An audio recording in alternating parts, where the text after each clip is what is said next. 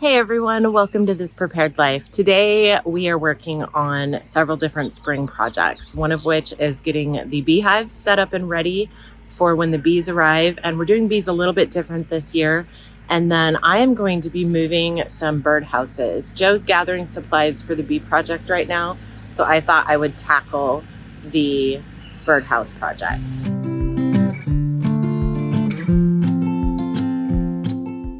We have a lot of projects going on this year, and every year we kind of make out a plan of what we want to accomplish. And one of the things we wanted to accomplish was building a backyard fence that will keep our dogs contained. So we have a temporary fence set up that we just made with T-posts and cattle panels. But today I need to take down some old bird houses that are along the old fence posts, because the birds, it's spring and the birds have started flitting about and they're gonna lay their eggs in those bird houses soon, and I want to get them moved so that we won't disturb them when we build the fence. So one of the projects I am working on while Joe is doing bee stuff is there's a section of old barbed wire fencing over here, and one of our goals for spring, summer is to put up a new backyard fence. We have 2 dogs, so we do have to keep them contained. One of them is a runner. So when we moved in, we just kind of put up some temporary T-posts and cattle panels because we had it. But we are ready to upgrade this and build a nicer backyard fence. But first, I have to untangle all this barbed wire from all these lilac bushes. So that is what I have been working on while Joe has been working on beehives.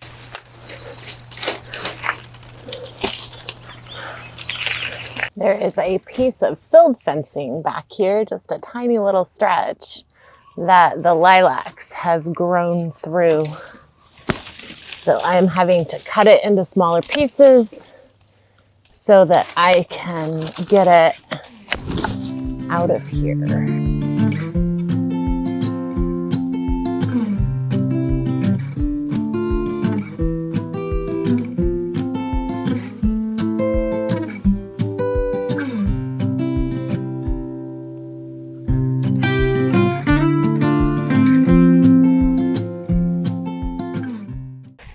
I think Joe's job may have been a little more fun than my job.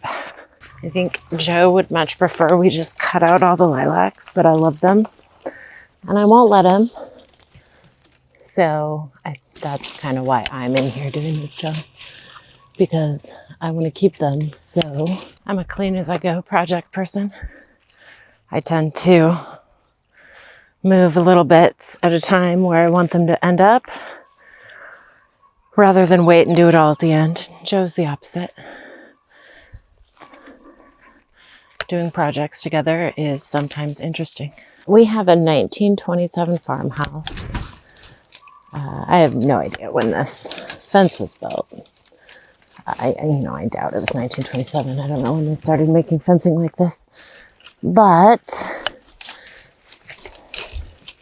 I do not want to get rid of the lilacs unless I have to. So, totally worth the hassle for me to do this, because this fencing is so intertwined.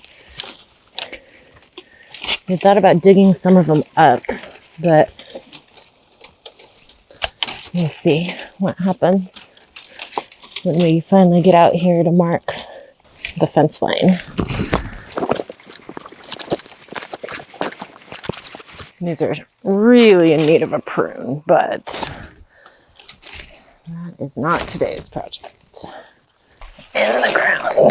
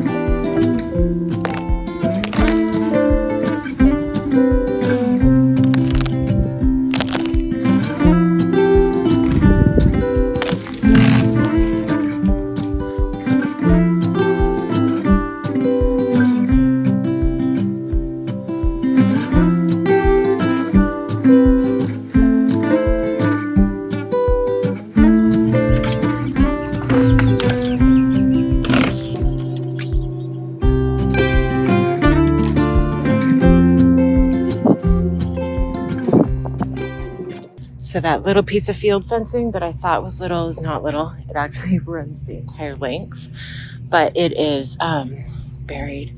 So I got as much as I could, and I'm gonna have Joe pull the rest out with the tractor.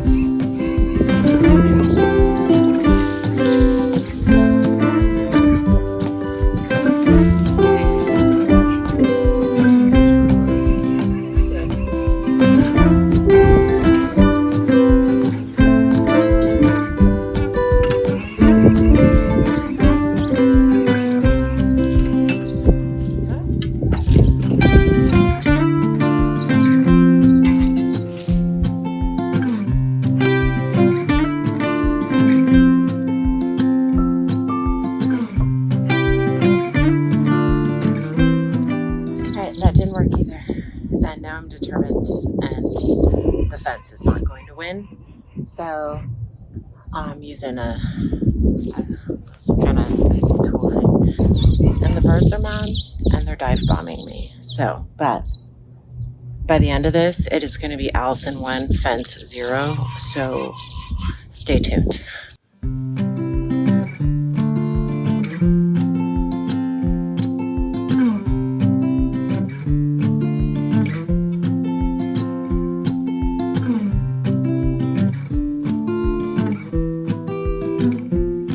You may be wondering why I went to all that trouble and Joe wanted to just cut it under the ground, which would have been much faster. But I was envisioning at some point I will have little grandbabies running around my yard. And I don't want sharp wire poking up in the ground. So Allison 1, fence 0. Handy tool. I have no idea what it's called.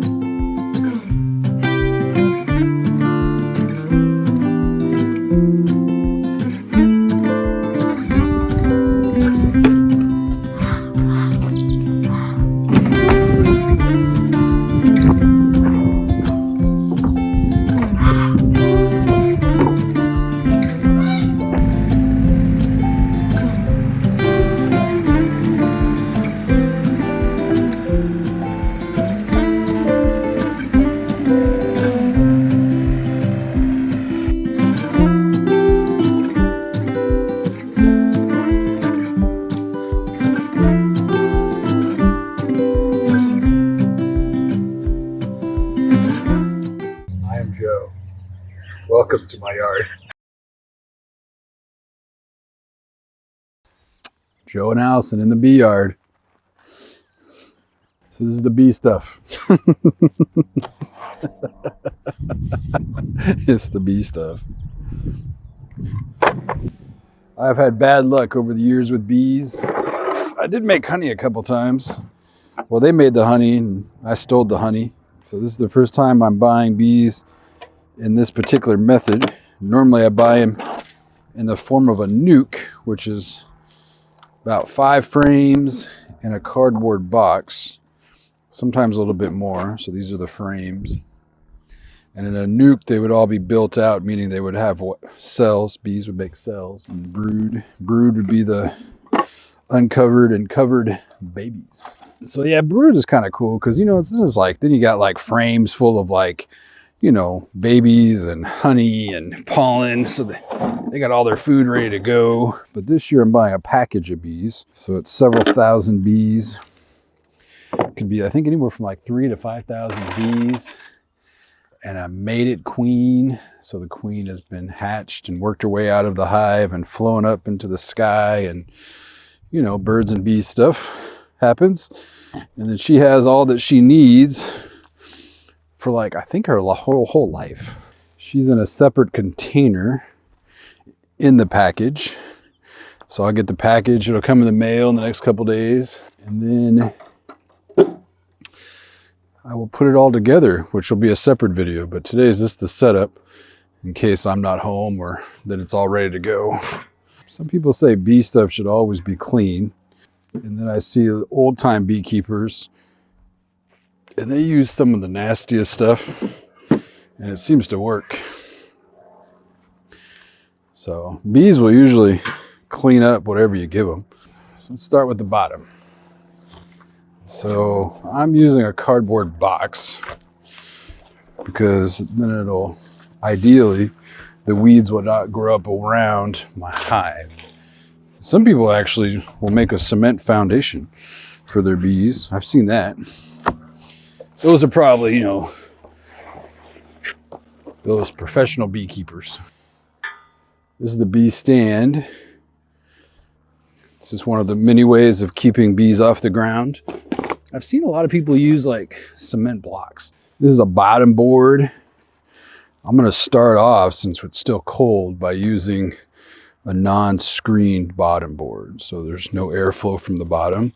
And maybe in June, I'll switch it out for a screen board so they don't get as hot. As a general rule, you want it to be so you get a full southern sun and then kind of angled a little bit. You want the water to roll off it, but not onto the opening. This is the bee box. This is where I'm going to install them. Some people would connect these a little bit different. I mean, they will do most of the connecting, the bees, and they do a better job than me. I take two of these out, 2 frames out.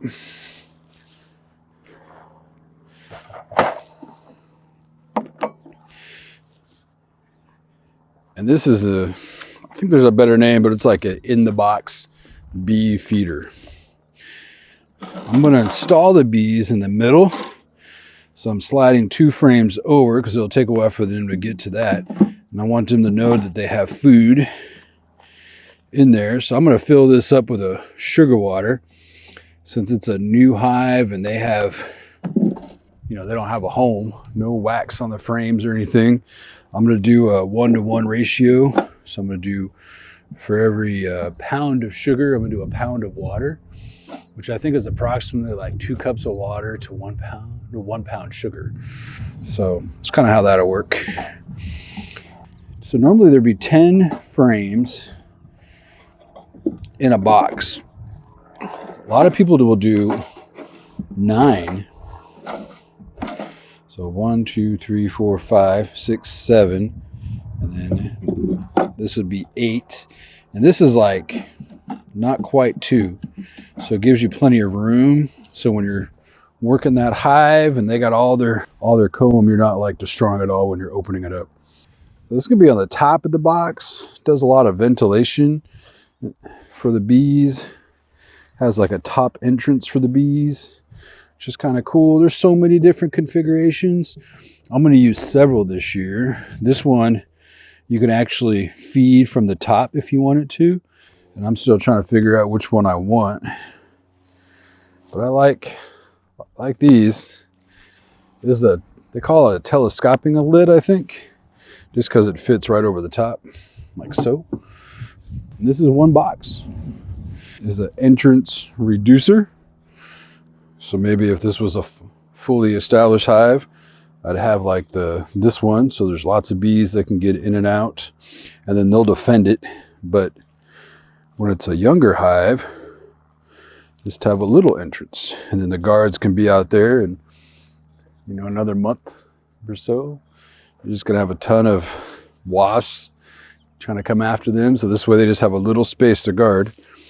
And then bees are nice to each other. So if there's a stronger hive around here somewhere, then they'll come and steal all the food that I'm giving this hive. Kind of nasty to one another. Just kind of slides in. It's good to go. And then if there's any cracks or holes anywhere in the setup, other bees or wasps will get in there. Essentially, if you have a lot of other bees or other bugs in here, it's because you got a weak hive. And of course, when you're installing a package, it's a weak hive. They got to get strong. And there's all kinds of, people will talk about angles. You can see how I have that as an angle. People talk about why you have an angle and why you don't have an angle. And I just put it at an angle. I'm pretty new to this. I'm always learning new stuff. Bees are kind of fun. They're pretty easy. I think I read somewhere it's one of the only animals that you will love and care for, but they will routinely just run away. And it's part of their whole reproductive cycle, of course, but it's not because they don't like you, but they'll just leave. They'll be like, I'm done. Time to go find me a new hive. So I'm doing the same thing with this one, doing a closed bottom. And really it's just because, you get that updraft through the hive. They don't have a lot of bees to make their own warmth. They don't have enough in there. So essentially you're just trying to help them out a little bit. If you, the one thing about a package bee is if you don't make a good enough home for them, there's this, what's the word? It's kind of a weird word, abscond. I think that's the proper word, but they will just run away. That's because they don't like you then. It's like you made a bad home. You spent all that money on a package of bees, maybe a couple $100, but you built a crappy place for them to live and they're out of here. They're pretty picky, which is weird, because they live in a frickin' tree. And I bet you my house, even when it's crappy, is better than a crappy hole in the tree. But maybe it's just because I'm arrogant and I think I have a cool place to live. And, like teenagers, they make their own place that could be crappy, but they're like, it's mine. So one of the things that I'm not sure about is, there's like old dried up sugar in this thing from last year. And there's all kinds of red stuff that bees make. Populus is what they use to stick everything together. And there's like the bodies of all the parts of bees. So my research is going to be how well should I clean this and how much will they clean it.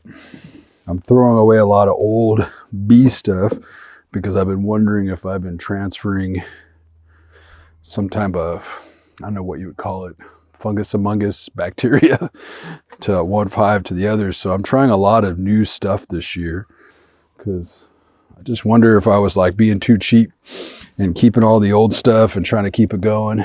And maybe what I ended up doing is, because I had so many hives die, that I just kind of like perpetuated some kind of like bug. They have something called foul brood, which I had in a couple hives last year. It was kind of strange. I had a foul brood hive that I just had last year, and I hadn't done anything with it yet. And these other bees moved in and they like cleaned it out. They weren't strong enough to survive the winter, but I was pretty surprised that they were able to clean out all that nastiness. These two top boards, I think I mentioned earlier that I've been using this time around, or you can set in like a canning jar upside down into these lids, canning jar lid that has a bunch of holes in it. You stick your sugar ratio water in it, and then the bees they lick it out, and then you can put it in another box. So it just depends on the feeding system that you like. I really like these in the hive feeders. The downside is they're messy. You can make a huge mess and spill sugar water everywhere, which then attracts every wasp in the neighborhood to come check you out. And that's, of course, bad. I made the mistake last year of putting these full feeders in hives and just attracted all these wasps. And these wasps and stronger hives were wiping out my younger hives. Just a bad deal. This year I'm starting with 2 packages. Next week, it's kind of funny that I did that twice. And 2 packages in a few weeks after that. So in theory, they should be relatively equal, maybe. I have some old honeycomb that I put in the freezer that I'm going to heat up. The packages that come in a few weeks, not for these ones. And I'm going to use a paintbrush and I'm going to paint the melted honeycomb onto these frames. Why? Why would I do that? I do that because the bees will then pull the wax right off the board. I assume it's wax, and they will make their own stuff. They will make their own honeycomb. Why do I do all this? It's kind of fun. I'm gonna be honest with you. It can be frustrating too. You know, when you think that, you know, a newt could be $300 or a package of bees is $200, and you think about that how many bees that I kill every year from just learning. And you're like, oh, that's expensive. Yeah, but you do get better. You do get better. I would think that if you are a person who likes to follow rules, meaning instructions, then you will probably be better at bees than I am. I'm not a very good rule follower, so that's the way it is. All right, telescoping board, top box, bee box, currently has 8 frames and a 2.5 gallon feeder that is right now empty. We have the bottom board that is not a screen one, so we don't get a lot of cold updraft. And I'm using a metal bee stand. I think I'm going to buy these little hooks that go on for this year. Well, that'd be a different story. Different story. So I'll probably come out here with some gravel and make so they don't have little wiggles. Why southern facing? Well, it heats them up in the morning, keeps them hot.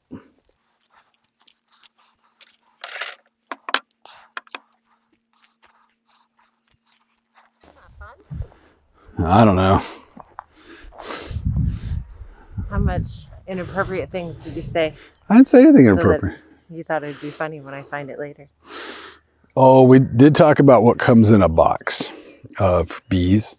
So, you know, you got the box of bees and you have a mated queen. So we talked a little bit about what a mated queen is. Very appropriate though. Uh-huh. You want me to turn it off? Yeah.